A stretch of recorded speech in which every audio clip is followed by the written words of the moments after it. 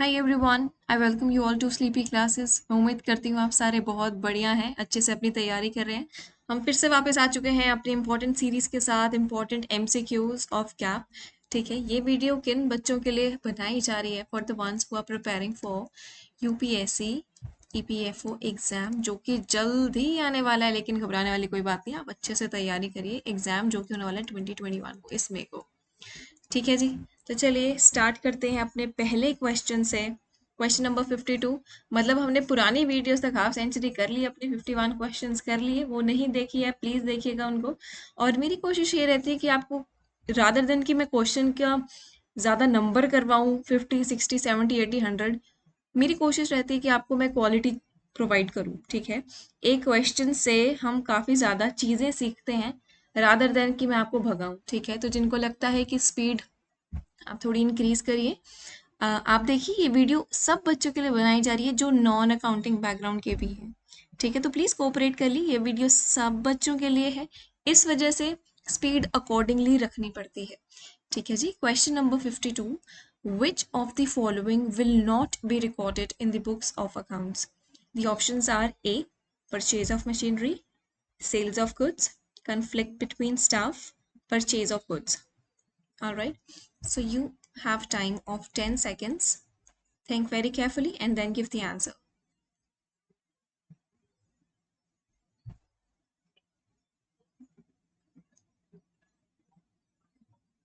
I hope you must have got the correct answer. ये देखिए, इस क्वेश्चन का आंसर है सी। क्वेश्चन में पूछ रहे हैं कि इनमें से कौन सी चीजें हमारे बुक्स ऑफ अकाउंट जो हम बनाते हैं ना, रिकॉर्ड्स रखते हैं, इनमें से कौन सी चीजों को हम वहां पे रिकॉर्ड नहीं करते।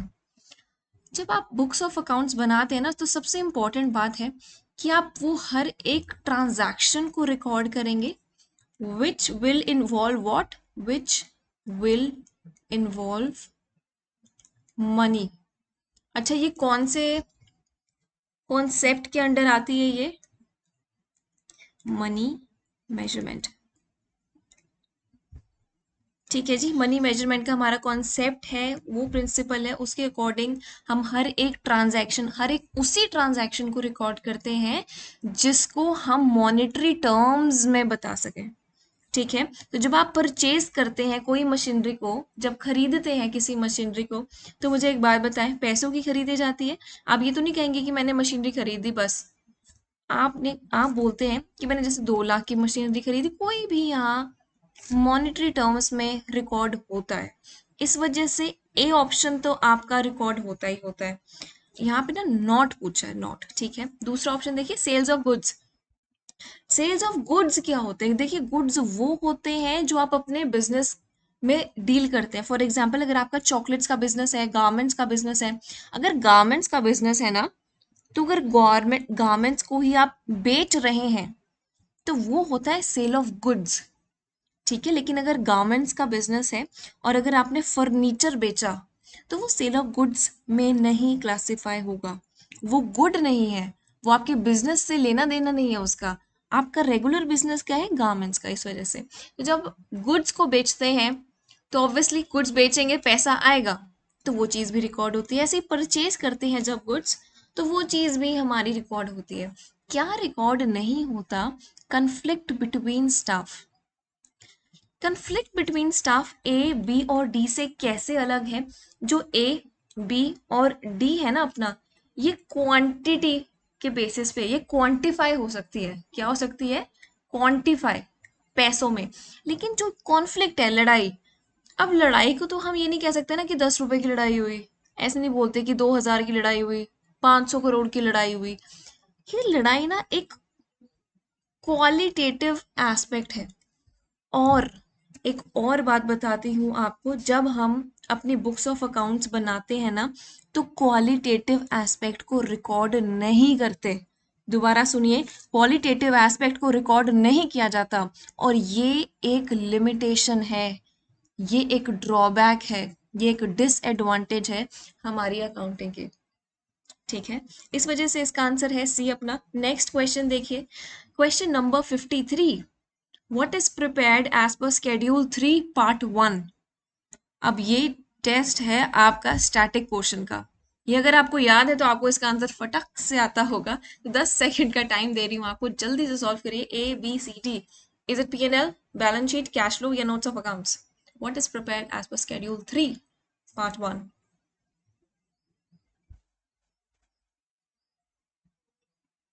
क्या इसका आंसर हमें आ गया?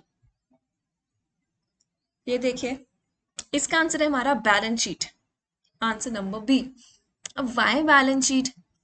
ये देखिए, जो आपका स्केड्यूल 3 है ना, पार्ट 1, स्केड्यूल 3।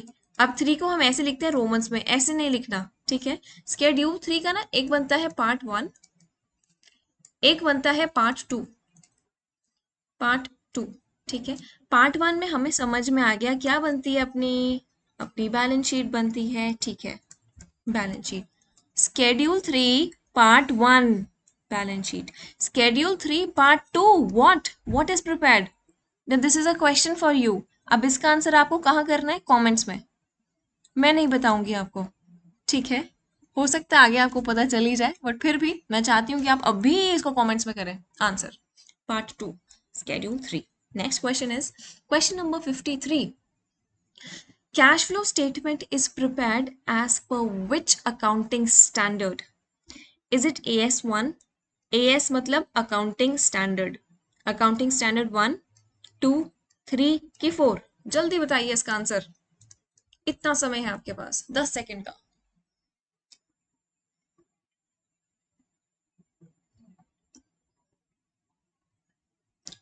क्या सॉल्व हो गया ये क्वेश्चन? इजी है, ठीक है? बहुत मुश्किल नहीं है, ये स्टैटिक पार्ट है। इसका आंसर है accounting standard 3।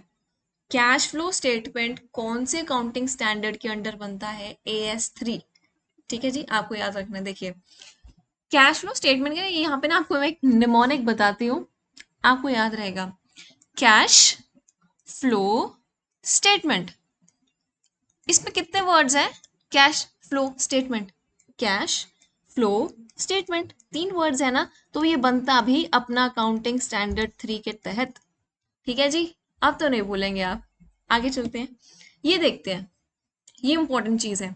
The contents of financial statements. अच्छा, अगर आपसे क्वेश्चन पूछा जाए ना कि कॉन्टेंट्स ऑफ फाइनेंशियल, इस स्लाइड से बहुत क्वेश्चन निकलते हैं, नोट कर लीजिएगा इस स्लाइड को। क्वेश्चन है, contents of financial statements is prepared under section 2 sub section 40। Contents. अब कॉन्टेंट्स में क्या क्या आता है अपना? Balance sheet. बैलेंस शीट आपको पता है, स्केड्यूल 3 पार्ट 1। ये देखिए, स्केड्यूल 3 पार्ट 2 क्या बनता है? Statement of profit and loss. ठीक है, accounting standard, sorry, accounting standard 3 के अंडर क्या बनता है अपना? हमने पिछले क्वेश्चन में किया कैश फ्लो स्टेटमेंट। और इसके अलावा भी हमारे कई कंटेंट्स हैं जो है statement of changes in equity, आज इसका एक प्रैक्टिकल क्वेश्चन करेंगे, और नोट्स टू अकाउंट्स। ये 5 चीजें हैं आपकी कंटेंट्स। बैलेंस शीट पता चल गई, statement of profit and loss पता चल गया, कैश फ्लो पता चल गया। अब ये देखिए, ये एक चीज नहीं है आपके लिए। अब कंटेंट्स कौन से सेक्शन में है? Section 2 sub section 40। दोबारा बोलिए, section 2 sub section 40। Section 2 sub section 40। नहीं भूलना इसको, नहीं भूलना, रिपीट करिए इसको बार बार। आगे चलते हैं, नेक्स्ट क्वेश्चन।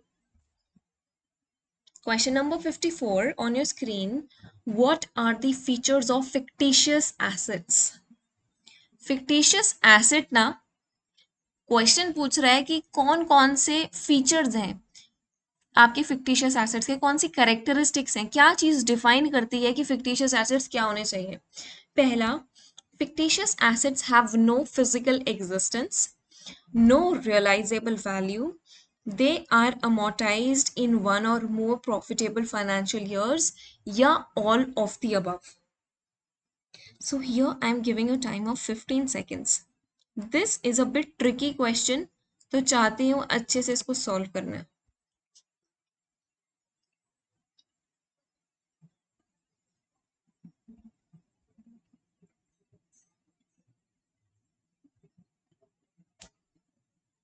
क्या ये क्वेश्चन हो गया सॉल्व? ठीक है, चलिए देखते हैं इसका आंसर क्या है। इसका आंसर है ऑल ऑफ द अबव। ठीक है, इसका आंसर है हमारा ऑल ऑफ द अबव। अब फिक्टिशियस एसेट्स, पिछली क्लास में ना इसकी थोड़ी सी चर्चा हुई थी कि फिक्टिशियस एसेट्स होते क्या है। अब ना आपको मैं पहले एक एग्जाम्पल दूंगी, फिर आप देखना इन सारे फीचर्स को, ठीक है। एग्जाम्पल है प्रीलिमिनरी एक्सपेंसेस, लिखिए इसको कहीं नोटबुक्स में। हाँ जी, प्रीलिमिनरी एक्सपेंसेस। आपका ना ये कोई बिजनेस है जो आपको सेटअप करना है, ठीक है। ये कोई बिजनेस है आपका, ये बिल्डिंग है, कोई बिजनेस है, आपको स्टार्ट करना है। लेकिन ना क्या होता है कि इसको स्टार्ट करने से पहले आपके कुछ खर्चे होते हैं, ठीक है। जैसे रजिस्ट्रार को आपको पैसे देने होते हैं, स्टेज प्रमोशन के, स्टेशनरी के, न जाने कितने तरह के आपके जो खर्चे होते हैं ना, एक्सपेंसेस होते हैं। जब आपका बिजनेस बनता है उसके बनने से पहले ही आप कई खर्चे करते हैं, ठीक है। वो होते हैं प्रीलिमिनरी एक्सपेंसेस। अब प्रीलिमिनरी एक्सपेंसेस हैं जो जो आपने ऐसे खर्चे किए बिजनेस को भरने से पहले। अब इसकी कोई फिजिकल फॉर्म तो नहीं होगी ना। अब जैसे मैंने रजिस्ट्रार को फीस पे करी, तो उसकी कोई फिजिकल एसेट नहीं आया मेरे पास। दूसरा केस देखिए, अगर मैं कोई यहाँ पे मशीनरी खरीदता पैसे देके, तो मशीनरी मेरे पास आती।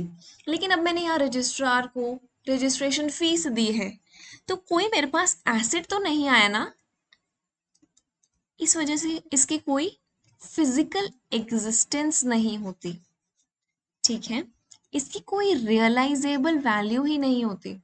आप इसको रियलाइज ही नहीं कर सकते, बेच नहीं सकते, ठीक है। जैसे मशीनरी है, कोई मशीनरी आपने खरीदी हुई है, उसको आप चाहे 2 साल बाद अगर बेचो तो उसकी ना कोई वैल्यू होगी कि हाँ 2 साल बाद वो इतने की बिकेगी। लेकिन आपके जो फिक्टिशियस एसेट्स होते हैं, क्योंकि इनकी फिजिकल एग्जिस्टेंस ही नहीं होती, तो आप इनको बेचेंगे कैसे? इनकी कोई रियलाइजेबल वैल्यू भी नहीं होती। तीसरा, they are amortized in one or more profitable financial years. अब फॉर एग्जाम्पल आपके प्रीलिमिनरी एक्सपेंसेस हैं 2 लाख के, ठीक है जी। फॉर एग्जाम्पल 2 लाख के हैं। अब ना जैसे बिजनेस का प्रॉफिट हुआ पहले साल में हुआ आपका 1 लाख, सॉरी 10 लाख, 10 लाख।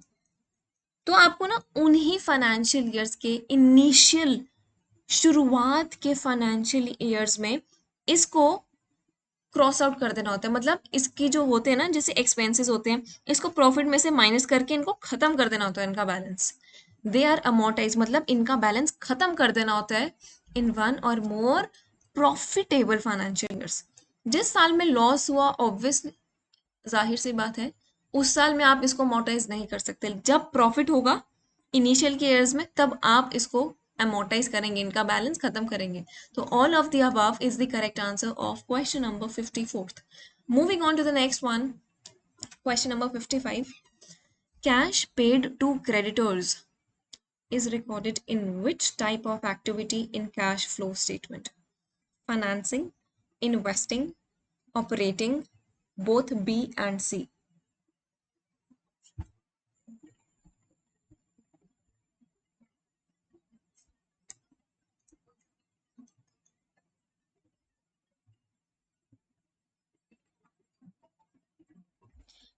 चलिए, उम्मीद करती हूँ अभी तक इसका आपका आंसर आ जाना चाहिए। इसका आंसर है हमारा ऑपरेटिंग एक्टिविटीज का। आप कई बच्चे कंफ्यूज होंगे, डी हो सकता है ना, डी आंसर नहीं है इसका। ऑपरेटिंग एक्टिविटी, सबसे पहले इसका मतलब जानते हैं। वो एक्टिविटीज जो क्या होती है, डे टू डे ऑपरेशंस से डील करती हैं, ठीक है। जो आपका बिजनेस है और डे टू डे के जो आप खर्चे होते हैं, इनकम होती है, अगर वो चीज से रिलेटेड है ना, तो वो सारा का सारा ऑपरेटिंग एक्टिविटीज में आएगा, ठीक है। अब जब आप कैश देते हैं ना क्रेडिटर्स को, मतलब आपने किसी से उधार लिया, ये है आपके क्रेडिटर, आप हैं ये है आप, ठीक है। ग्रीन वाले आप हैं, यू। अब होता है ना कि बिजनेस में आप उधार लेते भी हैं और उधार देते भी। अब आपने ना इनसे उधार ले रखा है, आपके सिर पे उधार है, ठीक है। तो ये तो बिजनेस का डे टू डे का है। अब ये तो नहीं कि 10 साल बाद में उधार लूंगा, नहीं। अगर बिजनेस की बात करें ना, तो वहाँ क्रेडिट में चीजें होती हैं, या तो आप क्रेडिट लेते हैं या देते हैं। तो अब यहाँ पे आपने किसी से लिया हुआ है पैसा, अब जब आपने इसको वापस किया ना, तो ये डे टू डे ऑपरेशन है हमारा, इस वजह से इसका आंसर है operating activities. Are we clear with this question? Let's move ahead with question number 56. Now this is a practical one. Calculate value of closing equity. ठीक है, क्लोजिंग इक्विटी की आपको वैल्यू निकालनी है जब आपके पास कौन कौन सी इंफॉर्मेशन है, ओपनिंग इक्विटी की है, ठीक है, कितना है ओपनिंग इक्विटी 5 लाख, डिविडेंड कितना है अपना 40,000, नेट लॉस कितना है 20,000। आपको क्या निकालना है, क्लोजिंग इक्विटी के वैल्यू। आपको यहाँ मैं टाइम ज़्यादा दे रही हूँ 20 सेकेंड का, ठीक है, ये मिनिमम टाइम है कम से कम, लेकिन अगर इससे ज़्यादा टाइम चाहिए तो वीडियो को प्लीज़ पॉज कर लेना, ठीक है।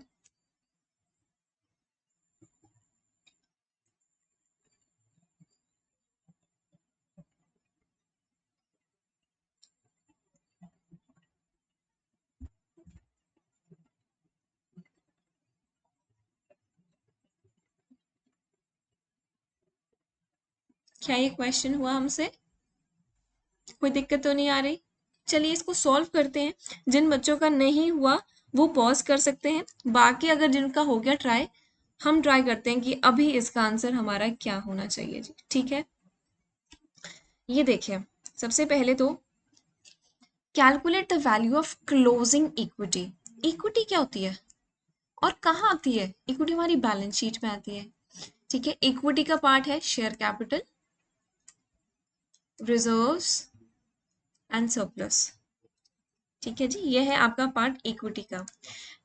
ओपनिंग इक्विटी, क्लोजिंग इक्विटी निकालने के लिए ना क्या करते हैं, ये फॉर्मूला है, इसको आपको ध्यान रखना है। मैं इस फॉर्मूला को अलग कलर से लिख रही हूँ, ये देखिए, opening equity,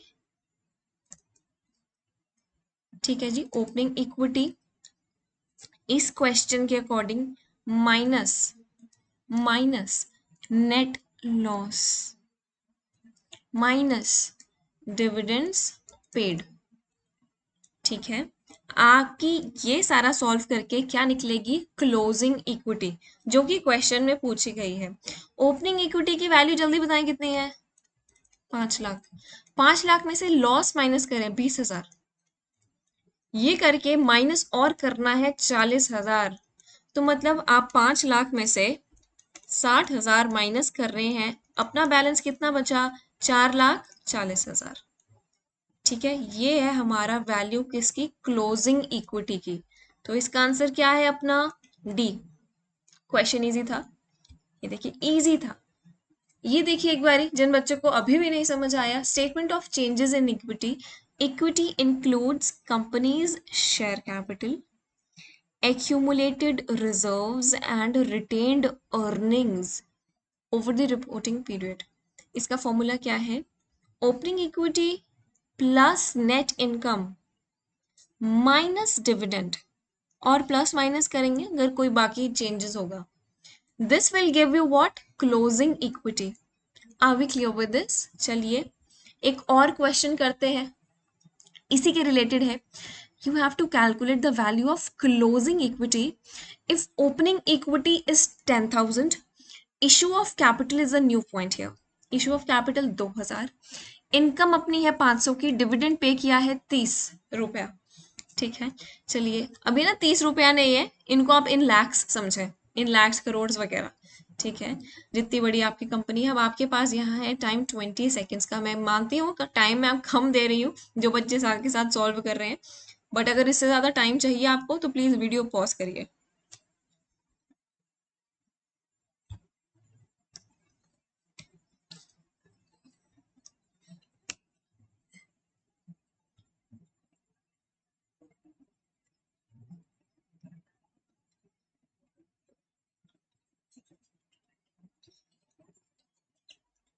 all right, I think अभी हमें इसका आंसर जानना चाहिए क्या है। इस क्वेश्चन का आंसर है बी, 12,470। अब किन किन बच्चों का सही आया, वेरी गुड, जिनका सही नहीं आया तब भी वेरी गुड, आप अभी कोई ना कोई नई चीज सीखेंगे, ठीक है जी। टेंशन नहीं लेनी कि गलत हुआ है, अभी आप कोई नई चीज सीखने वाले हैं। You have to calculate the value of closing equity. चलिए क्लोजिंग इक्विटी निकालनी है हमें, ठीक है जी। इसका फॉर्मूला क्या था, हमने क्या किया था, ओपनिंग इक्विटी, ठीक है। अब क्वेश्चन के हिसाब से ओपनिंग इक्विटी कितनी दे रखी है हमें, 10,000, ठीक है। Issue of capital, issue of capital देखिए, जब आप कैपिटल रेज करते हैं ना, कोई बिजनेस कैपिटल मंगवाता है जब लोगों से, तो लोग क्या करते हैं, पैसा देते हैं बिजनेस को। तो क्या बिजनेस के पास पैसा आ रहा है, बिल्कुल आ रहा है। और वो पैसा कहाँ ऐड होता है आपका, कैपिटल में। शेयर कैपिटल है, इशू कर रहे हैं शेयर कैपिटल, ठीक है। कितने की है, 2,000 की, तो ऐड करेंगे इसको, क्योंकि आपकी इक्विटी में ऐड हो रही है वो चीज, प्लस इशू ऑफ कैपिटल, कितने से, 2,000 से।